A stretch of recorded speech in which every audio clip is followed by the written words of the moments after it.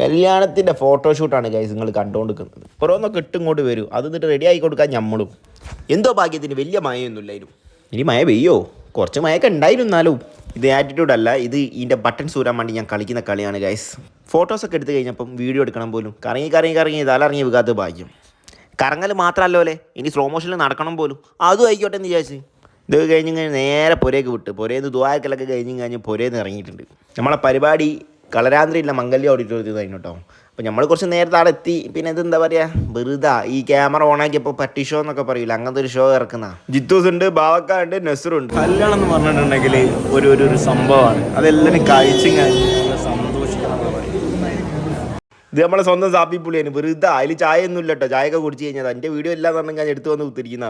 എന്നാൽ പിന്നെ നമുക്ക് ഏതായാലും ഫുഡിൻ്റെ കാര്യങ്ങളിലേക്ക് കിടക്കാമെന്ന് വിചാരിച്ച് നൈസായിട്ടൊന്ന് ഫുഡ് കഴിച്ചോളാം. അപ്പം ഇനിയും ഫുഡ് കഴിക്കാനുള്ളത് കൊണ്ട് തന്നെ കുറച്ച് കഴിച്ചിട്ട് ഇതാണ് അവസ്ഥ. ഇത്രയും വലിയ സാധനമൊക്കെ ഇട്ടിട്ടുണ്ടല്ലോ, നമ്മളൊരു കൈ മണമ്പലൊക്കെ പിടിച്ച് കയറ്റണമെങ്കിൽ ഇത് നടക്കാനാവില്ല, ഇരിക്കാനാവില്ല, അങ്ങനത്തെ ഒരു അവസ്ഥ അവർക്ക്.